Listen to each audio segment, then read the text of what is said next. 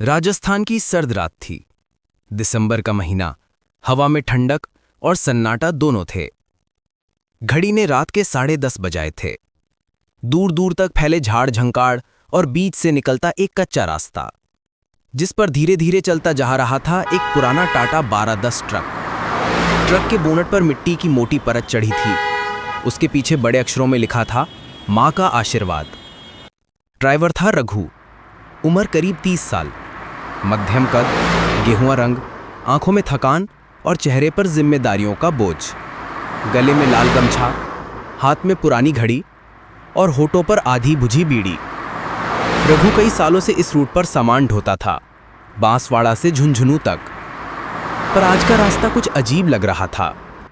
GPS बार बार घूम रहा था, रिकैलकुलेटिंग, और रेडियो पर बजता गाना अचानक रुक गया। कच्चे रास्ते पर चारों ओर सन्नाटा पसरा था, बस ट्रक की घरघराहट और कभी कभी उल्लू की आवाज। रघु ने शीशे से बाहर झांका। हर ओर घना जंगल, ऊंचे ऊंचे पेड़ और बीच बीच में सूखे पोखर। वो खुद से बड़बड़ाया, ये रास्ता पहले इतना सूना तो नहीं था।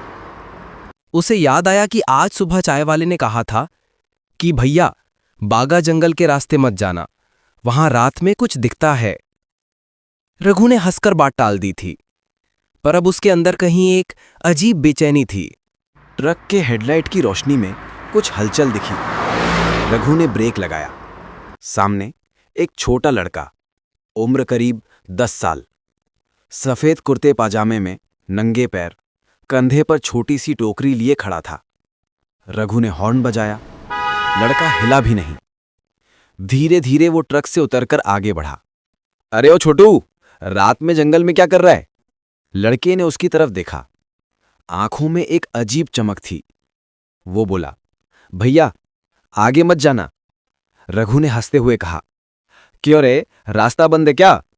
लड़का बोला, नहीं, रास्ता नहीं, किस्मत बंद है। इतना कहकर वो पीछे की झाड़ियों में चला गया। रघु ने टॉर्च से देखा। सिर्फ पैरों के निशान थे, जो उल्टी दिशा में जा रहे थे। रघु ने ट्रक फिर चालू किया। रास्ता और सकरा होता जा रहा था। अचानक सामने एक छोटा लकड़ी का पुल दिखा, जिसका आधा हिस्सा टूटा हुआ था। वो उतरा, टॉर्च जलाई और देखा पुल के नीचे कीचड़ और पानी भरा था। रास्ता पार करना खतरे से खाली नहीं था। वो ट्रक के पास लौटने ही वाला था कि पीछे से वही आवाज फिर आई, भैया मैंने कहा था पीछे मत देखना। रघु झटके से मुड़ा, पर वहां कोई नहीं था, सिर्फ हवा में धूल और एक टूटी हुई टोकरी, जिसमें एक छोटा खिलौना, लकड़ी का ऊंट पड़ा था। रघु ने जल्दी से ट्रक चालू किया और धीरे धीरे पुल पार करने लगा। अचानक एक जोरदार आवाज आई, धड़ाम। ट्रक का पिछला टायर कीचड़ में धंस गया। वो नीचे उतरा, पत्थर लगाकर टायर निकालने की कोशिश करने लगा।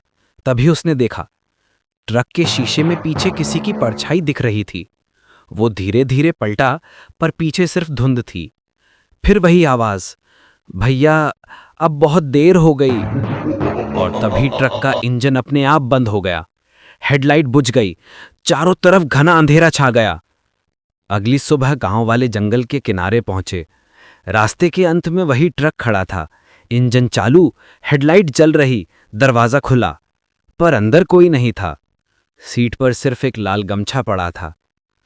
ट्रक के आसपास कीचड़ में 2 जोड़ी निशान थे, एक बड़े आदमी के और एक बच्चे के।